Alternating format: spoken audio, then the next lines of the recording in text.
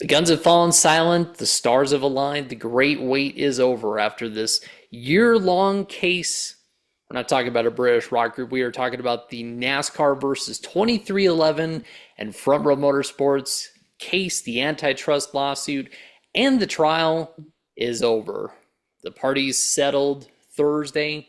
Provisions for the teams that they had talked about throughout the case, throughout the trial, getting some of those provisions. And with me here to talk about all that, we have someone who was in the courtroom throughout it all, sneaking water bottles in, allegedly. Not really. We're not going to touch on that.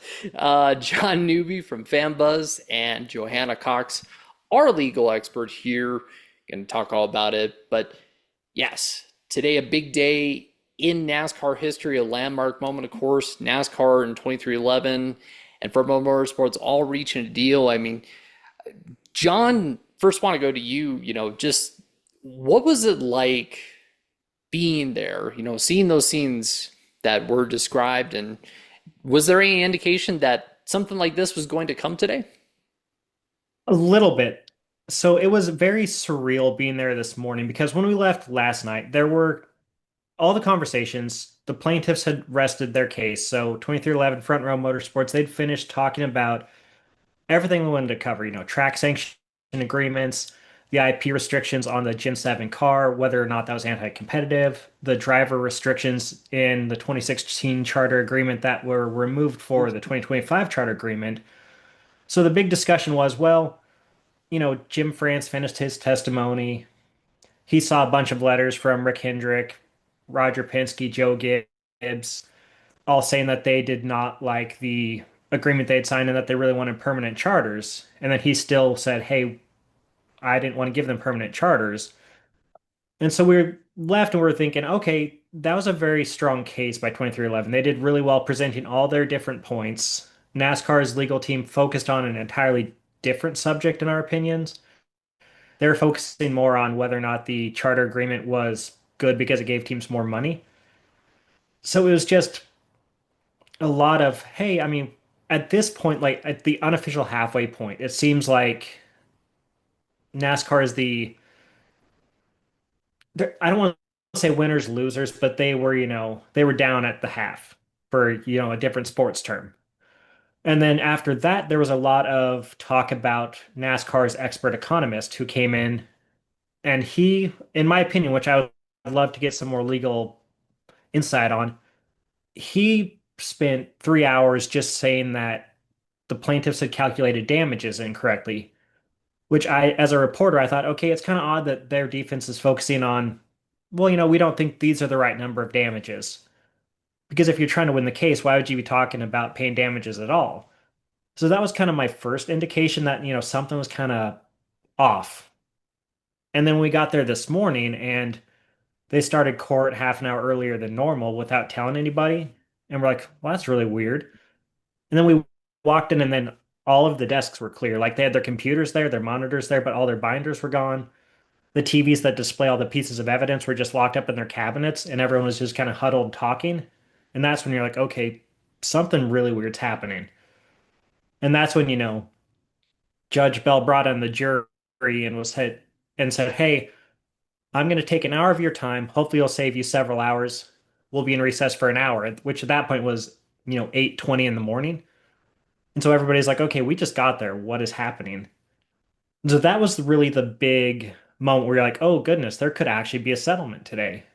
This, I didn't think this would ever happen. And all of a sudden it just may happen in an hour. How is that possible? So it was a it was a really odd 12 hours or so, maybe 15 hours. And even driving home from the courthouse today, I had to pinch myself like, did this really just happen? Like, that is wild. Yeah, no kidding. And I mean, when you talk about the different things that had occurred during the trial, even before the trial, you talk about the text messages, of course, which keep going back to with Steve Yeah. Phelps and just everything. I mean, the words spoken, some of the different tidbits I recall seeing from you and others of just different things that happened in the courtroom. It was very Mhm. contentious and tense. Oh, absolutely. And there were times like, so I kind of alternated between the NASCAR side of the pews and then the, plaintiff side of the pews. And you could look and just see the different expressions on the faces. I will say Jim France, Lisa France Kennedy, they have amazing poker faces. You could not tell what they're thinking at all. It did not matter who was on the stand, who was talking, if anyone was speaking directly about them. It was just stone faced the entire time. The plaintiff side, you could see Denny Hamlin, Michael Jordan, Bob Jenkins. They would turn and like laugh and joke around, or they would get really visibly upset based on one of the testimonies. They'd shake their heads, they'd mouth stuff. You could hear them kind of like whispering. So it was wild to see just like the two different approaches to this entire situation.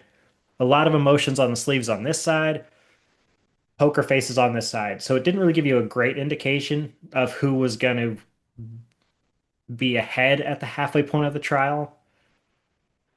But it's just fascinating sitting there and just watching it all unfold.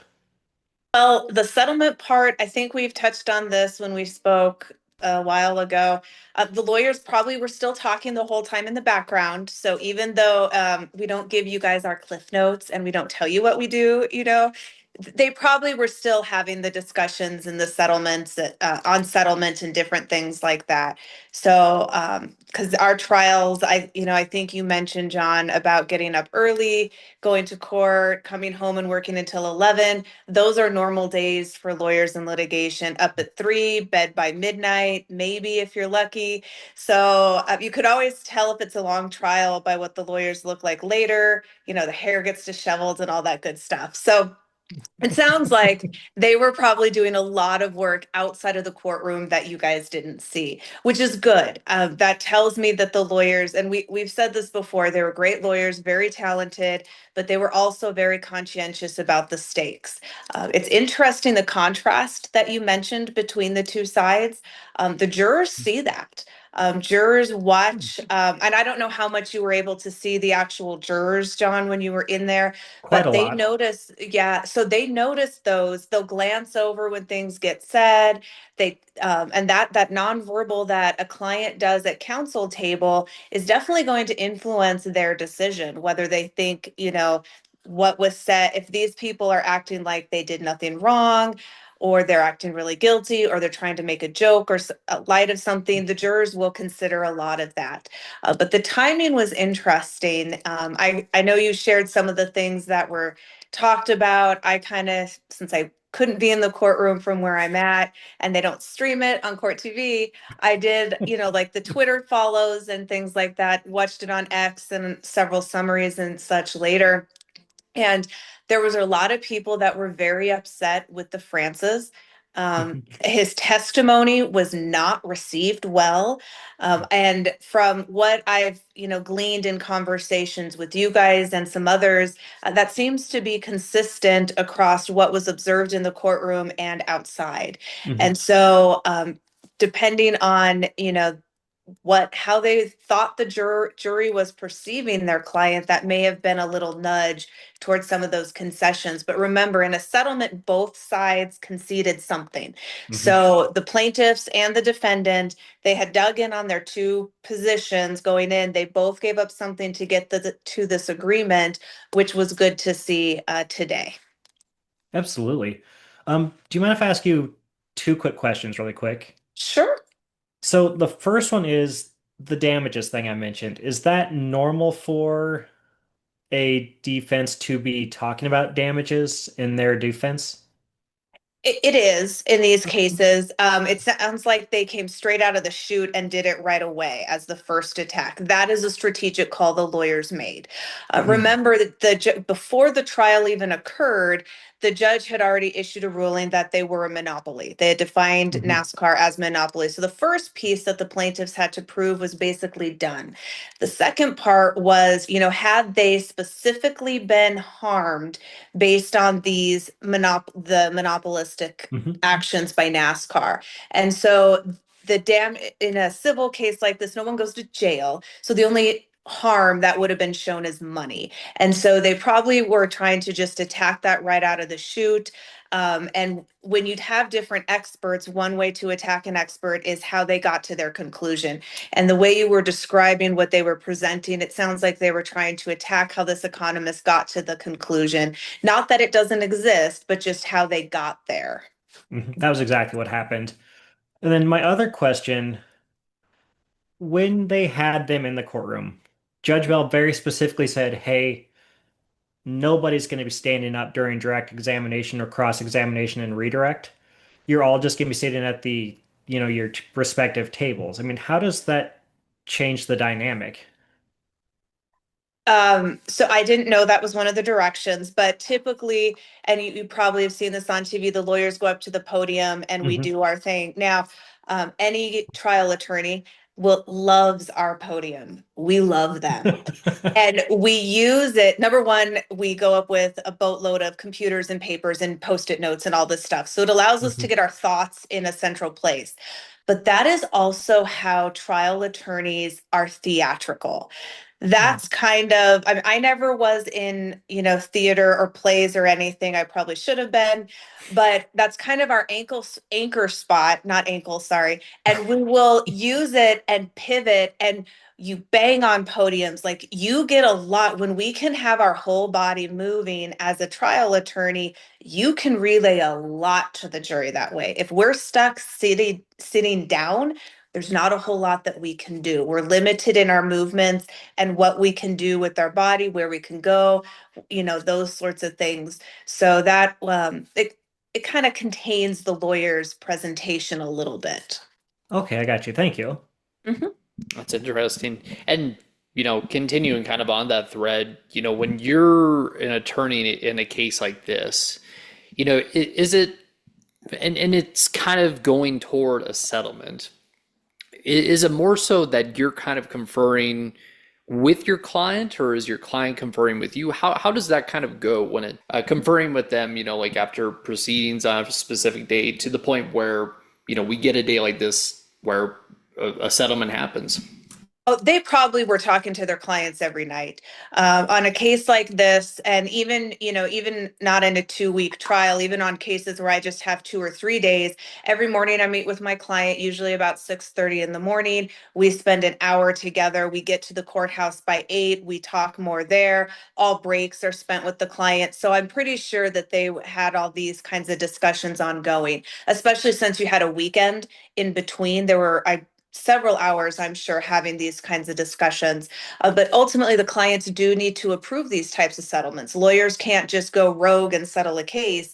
We do need to have input from our clients. So both sides would have talked to the lawyers about the specific terms here, and they were probably part of those ongoing evening discussions I mentioned earlier.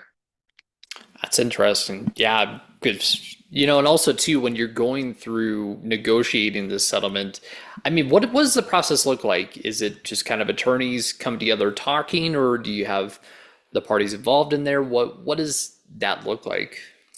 All of the above. So usually way back when this case first started, they went through the discovery phase. Litigation is broken up into 3 pieces. The first piece is usually what I call the discovery phase. That's where all the documents go around, the interrogatories, requests for production. You guys probably heard those words thrown around. Depositions get taken. That's all discovery. You just gather all the stuff together. And then the second phase is usually the motion practice. So based on whatever you get in the first phase, we file motions to try to chip away at the theory or ideas of the other side, exclude things that we don't like. That's where the lawyers kind of get to argue, and we get to be lawyers in that motion phase. And then after all that, these are the little battles before the big war, if you will, being the trial. So once the battles are done and we know what the lay of the land is going to look like, then you really get into how can we try to resolve this. So that's the third phase. So while you're getting ready for trial, and you're looking at how could a jury perceive this? How could a jury perceive this? How is this all going to work together? You kind of start having those ideas of, what could be a resolution? Where could we kind of harmonize the two sides? And you should be talking to your clients a lot during the whole process, but usually during the later phase, after all of the little battles are done through the emotions, you kind of start having those discussions about where, if at all, you can come kind of to an agreement. I know there were some very emotional attempts at mediation. I'm sure the lawyers talked with each other, and I'm sure they were much louder with each other at different phases. All those types of communications under the rules are confidential. So you usually don't get to share them, but you had very powerful, very strong lawyers on both sides. I highly doubt you had kitten-esque conversations in the middle. So they went back and forth. Ultimately, though, I think everybody was able to whittle it down to what mattered to both sides, some of the core goals that they had from both sides, and find a way to play in the sandbox together again. Yeah, a sandbox that obviously after all this happened, I mean, it's going to be very interesting to see, what happens next, kind of, I guess, everybody's thoughts and perceptions going into the season. But from what I could tell, and you guys can weigh in as well, kind of seemed like there was a lot of relief with this settling. So being in the courtroom, once again, there were many different emotions. Like once Kessler walked in, because they didn't walk in and say, "Hey, we settled it, we're done." He walked in and said, "Hey, I have some good news for you. We've agreed on all points. We have to just type up the settlement form, then we have to sign it," which was, like a 20-minute process. But even after he gave that news to Judge Bell, like Michael Jordan was shaking hands with all of his attorneys. Denny Hamlin was laughing and smiling and shaking hands with everybody. The NASCAR side was definitely more stone-faced, and I don't know if it could be that they gave up more than they wanted to in negotiations, or they could just be, not showing emotion like they did throughout the entire, trial process. Because Jim and Lisa, their expressions didn't change. Steve O'Donnell, he looked very serious. Ben Kennedy, he was there for the first time. He looked very serious. There was not a lot of emotion on their side, which was very interesting to see. But the lawyers who represented NASCAR, they seemed pretty pleased with the way this turned out. Like they were walking over, they were congratulating, Michael Jordan and Denny Hamlin, even though they'd spent, 9 days attacking their case, not them personally, just attacking their case. So it was interesting to kind of see that dynamic. You kind of see that sense of relief. And then fast forward to it would have been probably an hour after the documents were signed when they had the press conference on the courthouse steps. I'm sure you saw the videos where a lot more smiles. Denny Hamlin was patting Jim France on the back. There's a lot less tension than what we had seen over the past 14 months. And you could, see visibly a lot of people are just really relieved this is over. Some people were just very excited that they had reached a settlement, especially regarding, the evergreen charters. That was the big, big, big thing that everybody wanted, even the, team owners not involved in this lawsuit.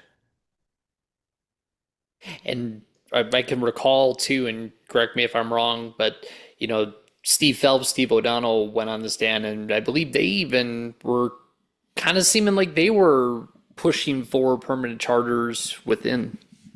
So, yes and no. Documents which Jeffrey Kessler said during his 75-minute opening argument, he said many times, documents don't lie, and we'll prove that documents don't lie. The documents showed that both of them pushed very hard for permanent charters, along with Scott Prime. Obviously, like that stuff did not happen. When on the stand, they both said, "Hey, we don't believe that permanent charters are the way because of the unknowns tied to, media rights revenues, NASCAR's schedule in the future, what car we're driving, if it's Gen 8 or whatever." But Kessler got O'Donnell to acknowledge that, "Hey, I do believe that team values would, rise if you have permanent charters." Steve Phelps was far more non-committal, and he was more not adamant, but he definitely could tell that he was more hesitant to show support for permanent charters on the stand. So it was definitely a little bit different than what was shown in discovery process between, their text messages, their emails, the pitch decks, all the different stuff that happened between 2022 and September 6, 2024. So many documents. Oh my goodness. But yeah, so but back to your original question, like you could see in O'Donnell specifically his testimony, he was more in favor of permanent charters than it seemed that Steve Phelps was. That is interesting. Yeah, because yeah, I mean, we heard a lot of back and forth, heard a lot of things go on, a lot of testimony documents, loads of documents, like you mentioned, a lot of things that I mean we had to talk about, after every day of the trial. But I also want to know from both of you, like, kind of discussing this, like, what do you think led to this settlement? What do you think was? I can kind of think of a few things, but I'm curious to know, like, what do you guys think was like the turning point, or like turning points that led to this? So I will defer to Johanna on the fact that they have been, like you said, they have been in likely been in talks throughout this entire process. But just from my personal viewpoint of covering the trial for these 9 days, I believe that the kind of big turning points were Jim France when he got on the stand, and the majority of his testimony was, I don't recall, I don't remember, specific things happening. And then also him being faced with all of these different statements, all of these different letters from the team owners who NASCAR had said were happy with the charter agreement, all of them saying, hey, we really wanted permanent charters. We weren't happy that we signed the charter agreement. We had to because we didn't want to lose our livelihoods. So I think that may have been a big wake up call. And then also the other thing was there were, it was an interesting approach. NASCAR's defense, they put a very young attorney in charge of Greg Motto, who's NASCAR's chief financial officer. So he was asking all the questions about tax stuff and just all the different financial matters we were curious about, like why did, the France Family Trust get $400 million in distributions? What is their actual profit margin compared to, EBITDA? Like all these different things. And his lines of questioning during direct examination worked well, but then Jeffrey Kessler also laid many, many traps that, you know, Greg Motto fell into. And then it also tripped up this young lawyer when he went back to do the redirect afterwards. So that was one of those testimonies where after that happened, we're walking out of the courthouse going, that did not go well for NASCAR at all. Which is very interesting because it's like, I don't have a dog in this fight. I just want the sport to be successful and to continue forever because I love covering it. But you could see kind of just the different reactions from how that happened. And then to Johanna's point, I mean, the jury saw like this young lawyer stumbling over his words, kind of having some issues with some of the different points of the redirect and the direct examination. And then Jeffrey Kessler joking around and laying a trap for all of these different people and being like, oh, I don't know anything about accounting or finances. And then like just perfectly quoting all of these different financial laws and using them to kind of prove some of Motto's points wrong, incorrect. I would have to agree with John on some of those moments. And remember what there was a whole lot of stuff talked about the trial before the trial that the jury technically should not have been aware of. We had talked about jury selection, I think, before, so all they saw was what was in that room. And I know you've been covering John NASCAR for a while, and I'm sure several Mhm. reporters have, but I'm going to throw out there that a lot of you probably have not covered trials as much. So if you guys leave with those impressions, odds are the jury did as well. Because when you see, just like, you watch a million races, you're going to see little things that make a difference. You'll notice things, you'll hear things, you'll smell things. You can tell that.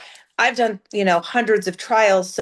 So a word here, a tactic, like it sounds like these lawyers use, Kessler knew exactly what he was doing. And that was probably a poor choice to have the young lawyer do something like that. I mean, but I don't know necessarily his background the same as Kessler's, Mhm. so he may be very well versed in financial stuff, but may not have a lot of trials under his belt. So he could have the conversation with the witness, but not necessarily, do it effectively with the jury. So I think your takeaways were probably very similar to what the jury has, because from a legal perspective, you guys are equal, right? I mean, you Mhm. may have understood the technicalities about NASCAR better than them, but you were observing them just like they were as a decision maker.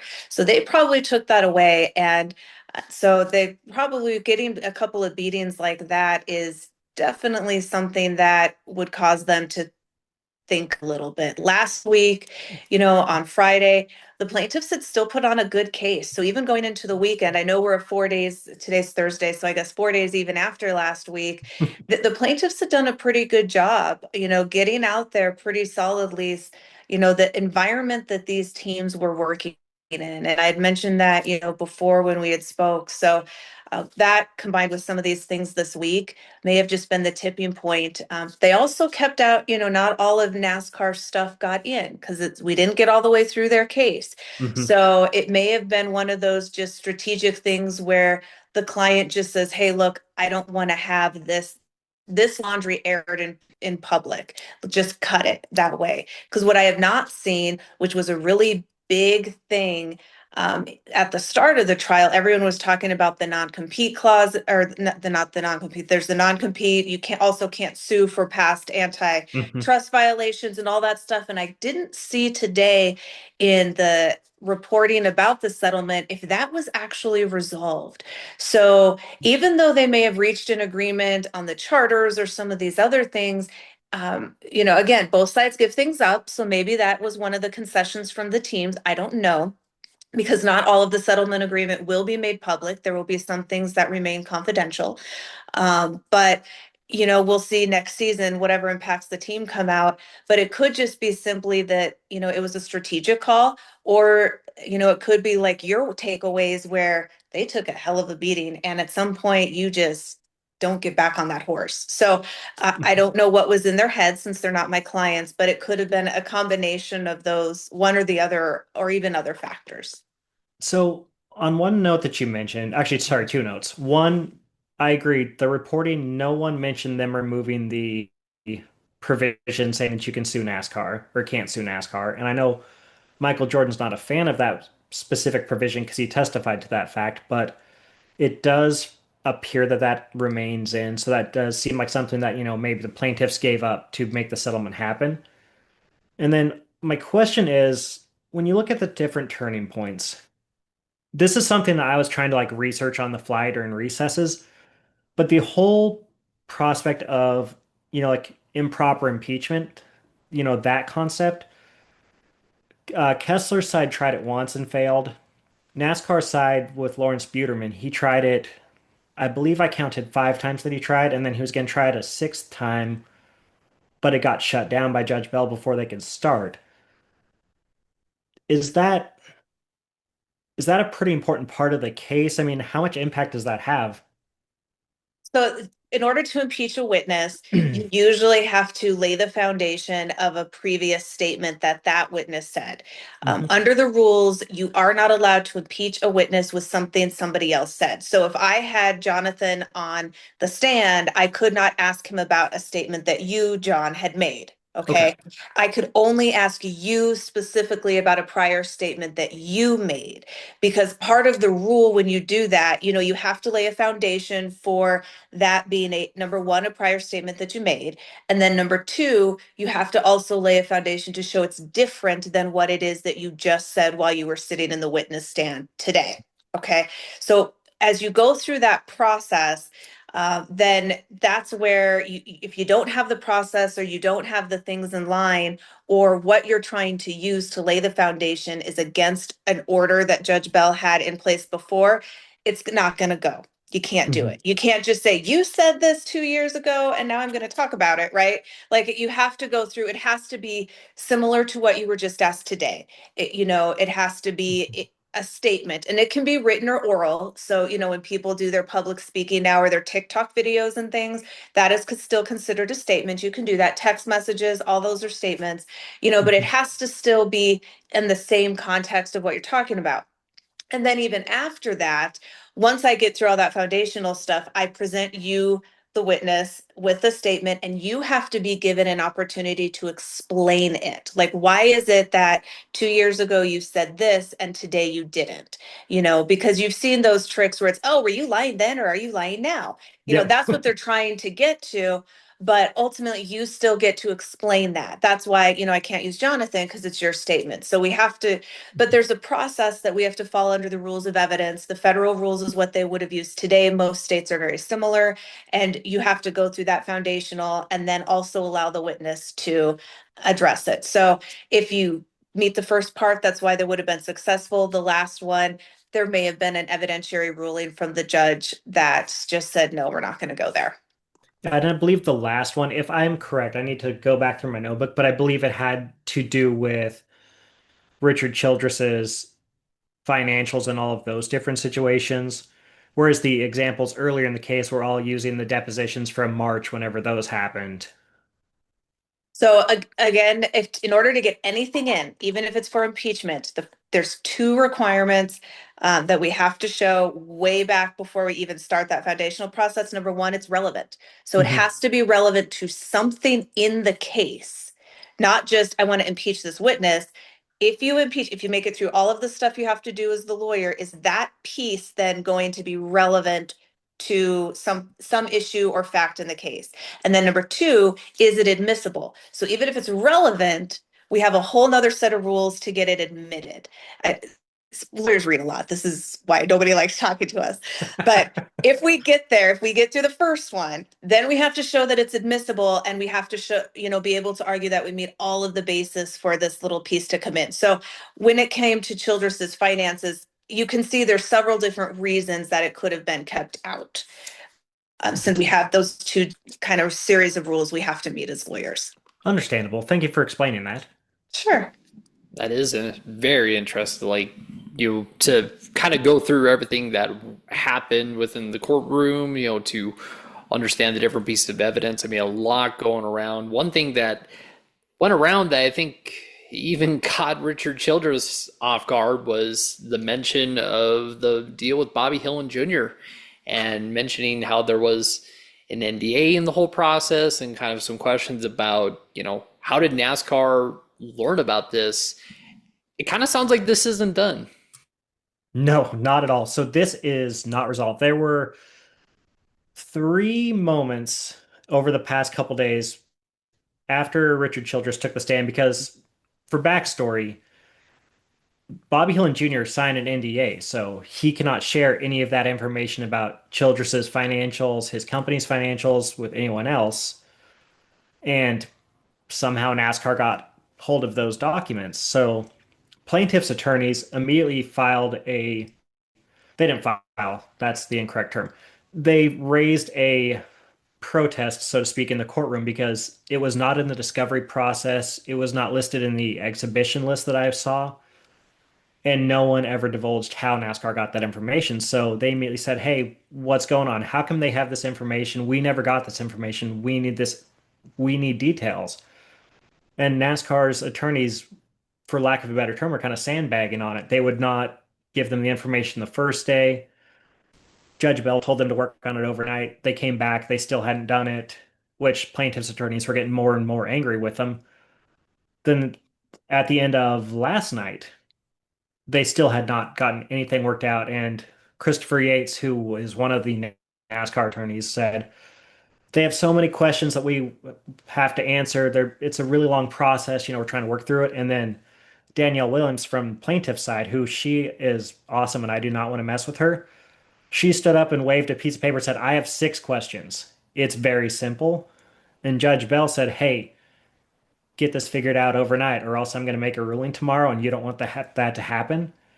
So we thought that that was what the early start time was today, was to work out the whole Childress NDA situation and whether or not they could even use any of those questions that they had asked him, which obviously that was not because that was a settlement. But as they were all celebrating the settlement before he dismissed court for, to end the case, Danielle Williams stood up and said, hey, Judge Bell, we still have not resolved this. And he said, oh, don't worry. We still are going to take care of this Childress NDA situation. So I don't know what's going to happen with it. Obviously, Childress kind of hinted at legal action when he was on the witness stand.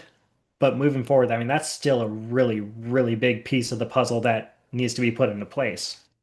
So I'm guessing part of that document was part of the impeachment stuff for Yes. Childress.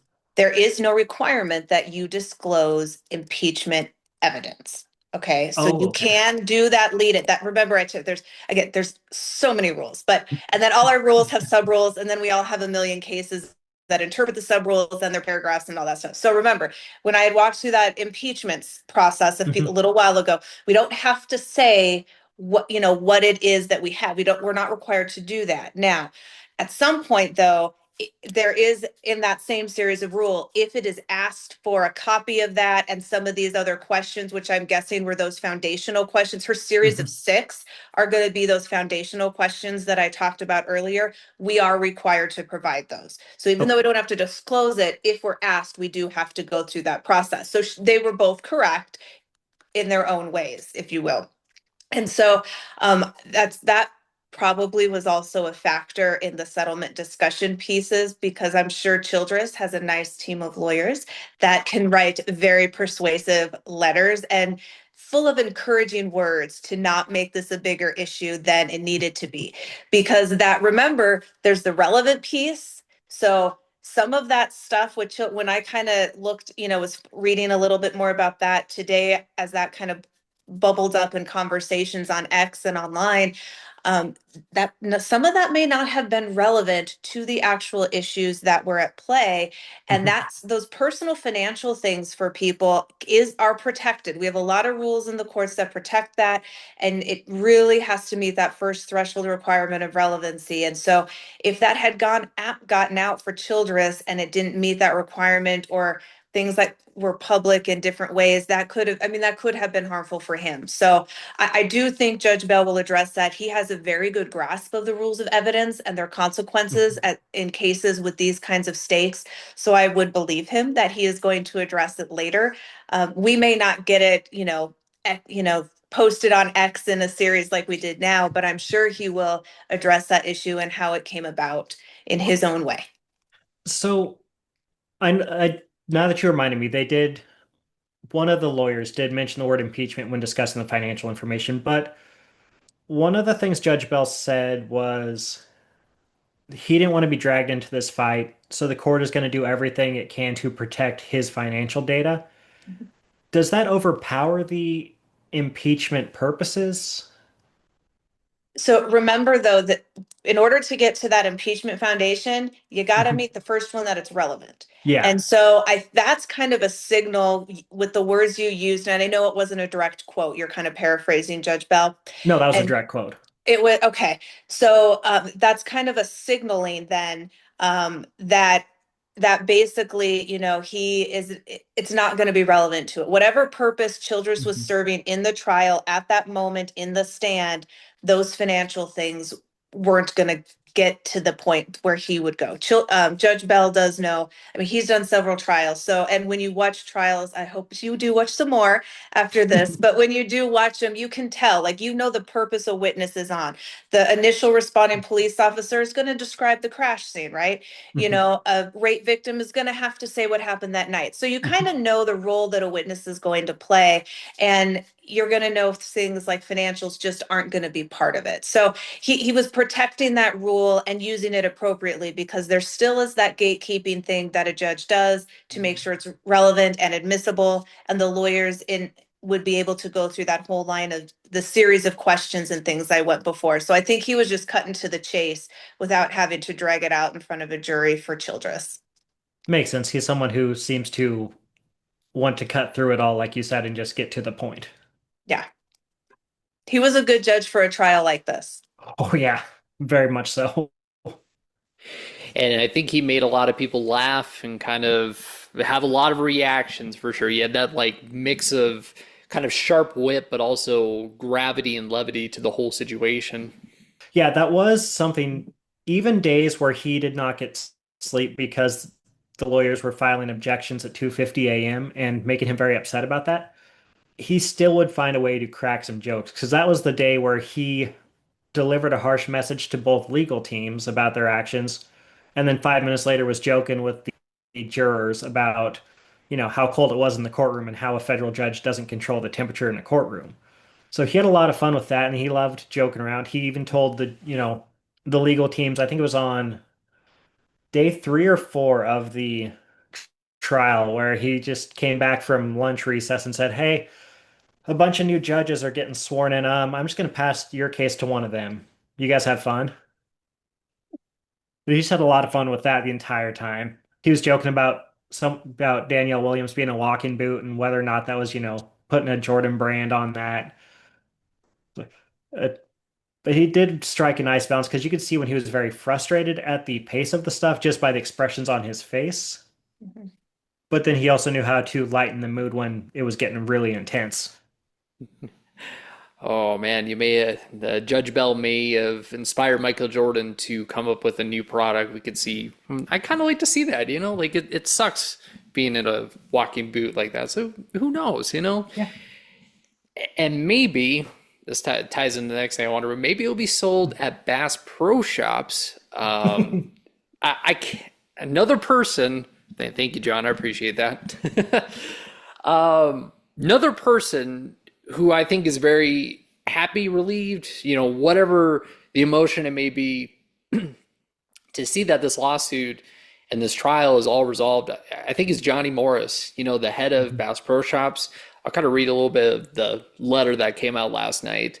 A statement by Johnny Morris, noted conservationist, founder of Bass Pro Shops, on NASCAR, and his friend Richard Childress. Talked about how he's been a NASCAR fan since he was 7 years old, started going to races at the Fairgrounds Speedway at Springfield, Missouri. Talked about how Dale Earnhardt and Richard Childress welcomed them into the sport 28 years ago. Spoke very highly about him, and then turned. "We are extremely upset by the recent disclosure, shockingly offensive and false criticisms of Richard by the commissioner of NASCAR, Steve Phelps. For the commissioner and his allies to attack one of the pillars of the sport is incredibly irresponsible and a disservice to everyone involved in NASCAR and its partners, sponsors, and fans." Kind of talked about the contents of the text messages, of course, that we've talked about many, many, many, many times throughout this whole process.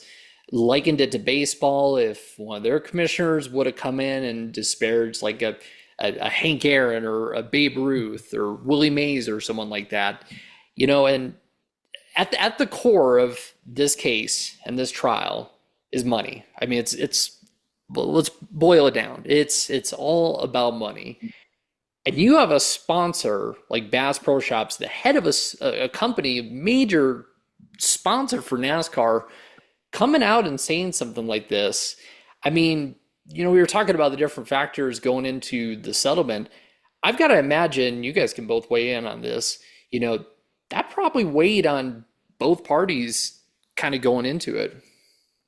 I mean, I thought the timing was very interesting, and I could see how it would have an impact. Because Bass Pro Shops sponsoring cars in the Xfinity / O'Reilly series, sponsoring two cars in the Cup series, sponsoring the Bass Pro Shops night race, an event that some drivers say should be one of the crown jewels. I mean, that's a big brand expressing displeasure. The timing was fascinating to me because it happened after Steve Phelps took the stand. And while those text messages are not allowed to be shown to the jury, Jeffrey Kessler found a way to bring them up without specifically saying redneck, clown, or any of those other terms that Steve Phelps used to describe Richard Childress. And he got Steve Phelps to acknowledge that he had sent those text messages on the stand without showing them to him. And he got Steve Phelps to apologize and say that he completely regretted using those phrases, saying that he apologized to Richard Childress in September. So I thought it was very interesting that a day after Phelps took the stand and addressed it, Johnny Morris sent the letter. I am not a lawyer, obviously. I am not a team owner or a party involved in this case, so I don't know like how much of a role it played in it, but I'm assuming that when someone as powerful as Johnny Morris weighs in, you kind of have to listen. Johanna, what do you think? Well, I don't know if it was, the proverbial straw to get to the settlement, but I do think people take notice when you have sponsors saying this. I also actually do appreciate some of the commentary about the juvenility of the use of these words. I mean, these are very successful people, and just quite frankly, there is no reason to call people names at all. Like even if you don't like them, you're still doing business with them. There's still a level of professionalism and courtesy that should have come through. And I appreciate, Johnny Morris saying that that was less than professional. I mean, none of these text messages, and I understand why they tried to get him in. That's a good way to play with jurors, get them to think, well, they don't even have any respect for the team owners, or the drivers, and, try to paint NASCAR in that light. I understand that. But quite frankly, they were all just stupid things to say. I mean, they never should have been said at all. So I appreciate that he said it. I'm sure people, if one sponsor is going to say it, others are thinking about it, or maybe they've said their own letters. Johnny's the only one that has really come out. But Mhm. I don't think the timing of it was the catalyst, but I think at least the sponsors taking note on that sort of a level and public display, or display of displeasure, if you will, was probably something that, they didn't want to have trickle or reverberate any further. Mhm. Definitely. Yeah, definitely. And Johanna, I just got to know, based on everything you saw with this trial, everything that was mentioned in testimony, the damages calculated, everything. What do you think would have happened had this settlement not happened today? Well, the jury would have had to make a very tough choice. If it went all the way through, and presuming it didn't settle at all before closing arguments were done. So they would have been forced to make a very tough choice. And I, had the same sentiment when I got notice that it had settled, that John, you probably experienced in the courtroom. I finally exhaled, because I mean, the stakes in this trial were very high. You already had a monopoly defined, and it was very limited to just the stock cars in the United States. Mhm. Well, we've got other athletics at that level, even if they have the share agreement like the NBA does. Are they now, with that definition being established, do we now have those monopolies and other things there? And so it was very tense. My son is an athlete. He's a high school athlete, but he has dreams to go on. And this could have, if it went to a jury who is not familiar with the sport, not familiar with how it's organized, is now going to be making decisions on a very high level that it could have repercussions in athletics in a lot of different ways, going through. So I was very happy they reached a settlement. I exhaled because there's a lot that is still preserved. NASCAR, one of the things, when we did our first show, Jonathan, you asked what could the judge have done? There was obviously money stuff, could have been done, but he also could have broken NASCAR up. There's the discretionary part. I know there were a few comments about it, not quite as frequent as some of the others, but he could have taken the tracks. He could have broken the teams up. He could have done a whole lot, with, if the plaintiffs were successful with this trial, that may not have benefited any of the teams or drivers. I mean, this could have flipped everything on its head. So everyone coming to a good spot, I think, kept that volcano explosion contained.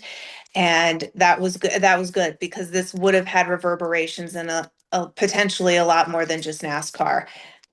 So And even though they have settled, there are still, from what I can gather, some wounds. Like there were a lot of Mhm. things said. There were a lot of revelations and things that came out. I guess from your guys' perspective, John, Johanna, you know, where do the teams go from here? Where does NASCAR go from here as you head into 2026?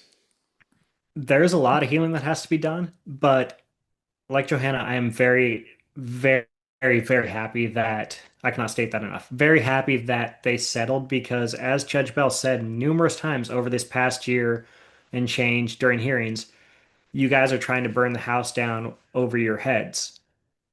And that is a harsh reality. That would have happened. Like, there were not going to be any winners in this case if the jury decided it. It didn't matter if if NASCAR won, you would lose two of your teams. Most likely, they would probably go out of business. If plaintiffs won, like Johanna said, you don't know. The tracks could be sold, the charter system could be destroyed, the sport could be ripped apart. Like, it was a terrible, terrible situation. So I think that of the, like you said, the harsh feelings, the things that need to be taken care of in the coming months and years, I think the settlement kind of helps keep those wounds to a smaller size. Yes, Jim France is still going to remember that Denny Hamlin said that his despise for that family runs deep. You're still going to have some of these other executives talking about team owners. You can have all these different harsh messages that are a bad look for the sport that came out. But at some point, everybody's just going to have to acknowledge that they happened and just be mature, apologize, ask for forgiveness, and then just move forward. And I think you could see some of that may have been for the cameras. I don't know, but it seemed like that Denny and Jim France were kind of trying to start that process today. Because they didn't have to hug, they didn't have to like pat each other on the back, they didn't have to shake hands, but they took those steps to do that. So I think that if all of these other people involved kind of, even ancillary characters like Richard Childress, like if Phelps reaches out again and apologizes and they have like, just mature conversations about the situation, I think that people will be able to move forward in a healthy manner sooner rather than later because it's not going to do anybody any good to just bury it, try and just hope and pray it goes away because Twitter exists. You're going to keep seeing those screenshots for the next 9 months, just over and over and over and over. Once the Daytona 500 arrives in February, be like, hey, remember when he called this guy a redneck? That stuff would keep popping up. But if they just face it direct on, head on, just do it immediately, I think that's the best path forward. Well, I agree with John. I think they need to, the reaction for everybody and any upcoming season is going to be dictated by what these personalities do publicly. And so the hug, the handshake, I think is a good way to, acknowledge these things were said and that we can all try to be civil in it. I don't know. I'm a lawyer and I'm a litigator. So I know when feelings get hurt, those feelers run deep. And so Mhm. business will never operate the same. Like they may not trust each other the same. That sort of thing. But if they can, publicly for the teams, the fans, the sport, if they can at least work harmoniously, that will be good. And then behind the scenes, I think it'll take a lot longer. Some of those things were pretty stinging. And these weren't like just in the heat of litigation this year that some of these things came out that were said. I mean, some of these were said a while ago, and so some people's honest opinions are now in light. So we will see how that goes, but I think the signs today that we saw at the press conference, at least publicly, they will work together and they will so the fans have a season next year and everybody can enjoy that. So that will be a good sign. Definitely. And I think at the core of this case, I think with this settlement, it kind of shows that, the two sides seems like they realized one key shared experience or shared feeling is that they both love NASCAR. And I think Mhm. this case honestly brought them to the edge of like, what could happen if we really did go toe to toe and we really did hash this out in the court of law and seeing the consequences, like you mentioned, Johanna, of what the judge could have done. I think was definitely a wake up call for not only NASCAR, but I think for the teams as well. Mhm. Absolutely. And I know that there were certain things not fully mentioned, but I know some of the discussions around like costs and things and team operations that opened Michael Jordan's eyes about some of these other aspects of the sport. Like he's a diehard fan, he's a team owner, but as he said, he is a kind of like a eye in the sky type owner. He's not there day to day, so it kind of gave him a better understanding of like NASCAR's point of view of things, which I think helped. And I think that some of the witnesses, some of the comments made gave, the France family a better understanding as well, which I think ultimately helped put everybody on this path, which is, like you said, it's good for the sport that there's this better understanding. Honestly, when you were mentioning that, it in essence, it kind of just seemed like a intervention of a grand scale, I guess you could say, is what this That's kind a of heck ended of up a being. scale, though. Like, I, I want to be on the next legal team that's going to do this kind of intervention. I want that paycheck. I'll help anyone intervene. So throw that out to your audience. We'll leave NASCAR alone. It'll lick its wounds, but I don't know. Find something else. I'll take that paycheck and I'll intervene all day long. Oh, Oh, anybody will. Yeah, usually interventions don't come with a paycheck, so it's, ooh. that's kind of sweet. But one thing too, I mean, this is pretty historic in the context of NASCAR. I mean, leading up to this trial, and I know, John, you probably read stuff about and researched stuff about this for your stories, and Johanna, you probably read about this, but you think back to the days of specifically a guy like Curtis Turner, how he was banned for the sport for years for trying to come up with a drivers union, trying to, get many of the same concessions that are same stipulations and provisions that the teams were going for. There were harsh consequences for it. You talk about the drivers union Mhm. in 1969, coincidentally, which kickstarted the career of Richard Childress, Talladega, the Yep. drivers union and everything, where it was kind of the iron fist and everything walks, but different scenario here where, you get the court of law and the justice system involved. And I mean, historic, I don't think that's underselling it. No, not even remotely. I mean, it is one of the both wildest and most fascinating things to ever come out of the sport of NASCAR. And if I may, since you brought it up, Richard Childress started to talk about how he got his start when they asked him about his backstory. And he started to say, hey, there was a driver's boycott, and we were brought in and told that we needed to race at Talladega. And right when he started to tell that story, defendants attorneys stepped up and objected and said, hey, hearsay. And Judge Bell looked at them and went, I've heard the story dozens of times and I want to hear it again.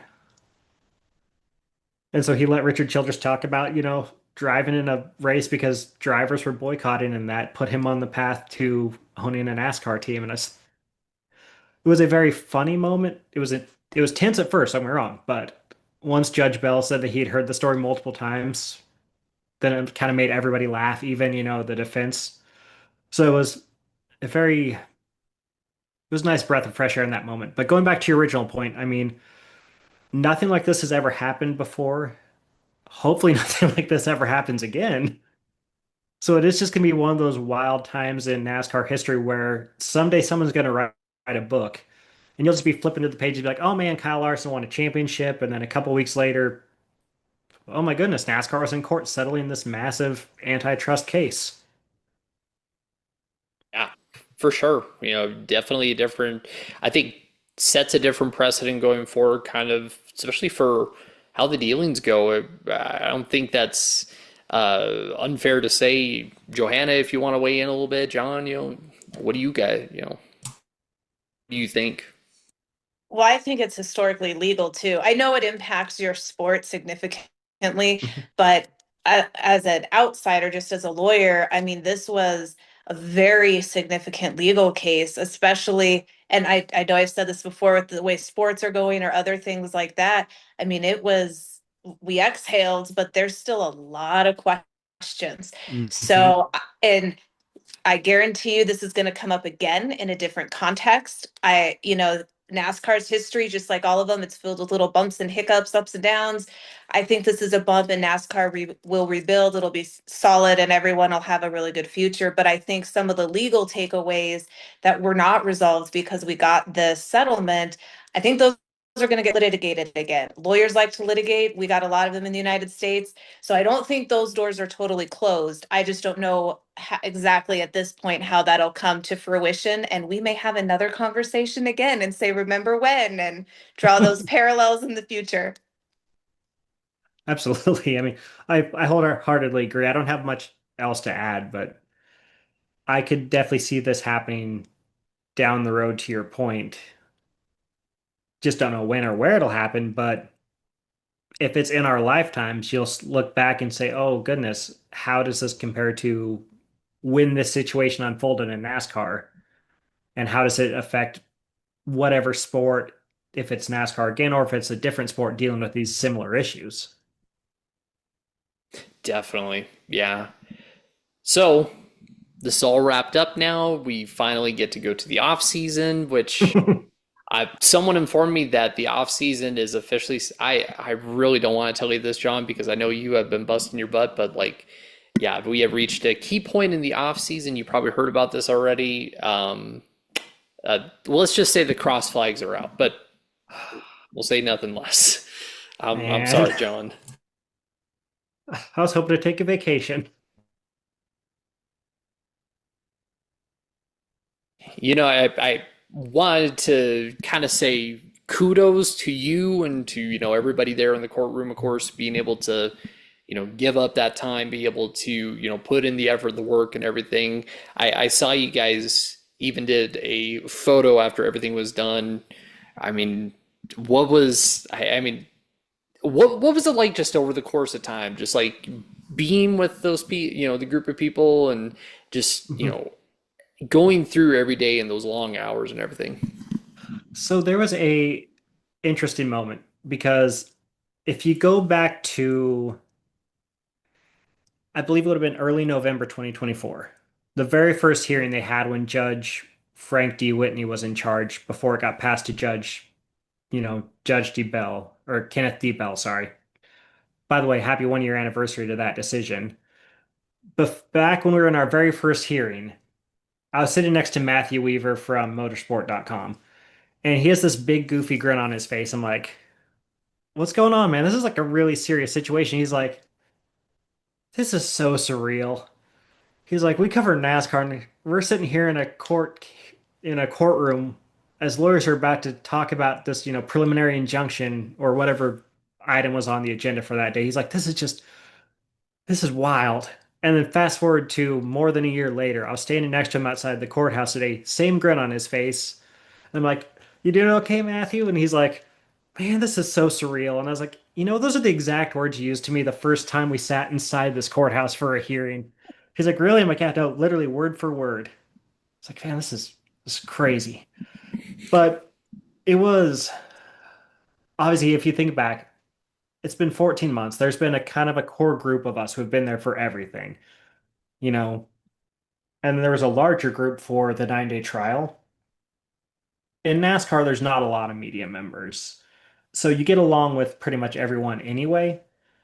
But there are definitely people that's like, "Man, I didn't know this about you. Now I'm closer to you because we've just spent all this time locked in rooms together." Especially with like, Toby Christie from Racing American Sports Illustrated, like him and I carpooling back and forth every single day. It's like I got to know him a whole lot better and we were already pretty good friends. So it's such a fascinating experience, like learning more about these people. And it's also a team building situation because you're experiencing this weird event that other groups of people aren't experiencing. And it's fun, it's tiring, it's really satisfying when it all comes to an end. Like there's just so many ranges of emotions, like I don't even know how to process them all right now. Yeah. Johanna, I think I might know what the answer might be, but I've got to ask anyways. Is it the same from the legal side with attorneys? It is. It And is. I mean, I've had high profile cases where the news media is there all the time, the families. I mean, we are all locked in this courtroom and you learn a lot about people and it is really fun. And I love hearing that you had a good experience, that some of the people you work with, you guys got closer because, most people don't come into my little world in a courtroom unless you are fighting over something. So to have takeaways or have good things come out of it, that is good. And it sounds like you enjoyed some of the lawyers and think the PR Hmm. people and things like that. So that is good. We are still people. We talk a lot, read a lot, we get really loud, but we are still people. So I am glad to hear you had that experience. As a lawyer, I appreciate it because I've got a couple of trials coming up here in the future, and I'm going to be really close and center with a lot of people. So I Hmm. like them to have that takeaway and I'm glad you had that experience. That is good to hear. Oh, absolutely. I mean, it was just extremely educational coming from a non-legal background, getting to learn all of these different things and kind of like try to educate myself about how to better read these court filings as opposed to like a press release. And then also, like you said, you get to watch all these different people because you can interact with the lawyers behind the scenes and talk to them like normal human beings, and then watch them be kind of grandiose when they're presenting their case. And then the other aspect that I love is going to the courthouse over 14 months, got not close, but became very friendly with many of the US Marshals in that building to the point that they like recognize you when you walk in. And myself, one of my belts that I own, I don't know what it is about the buckle on it. It's just a dress belt, but it shows up as a gun on the scanner. So the first day caused some issues with the US Marshals. But once I explained it to them and then went and bought a different belt, for the next like 8 days, they just started giving me a hard time every time I walked in.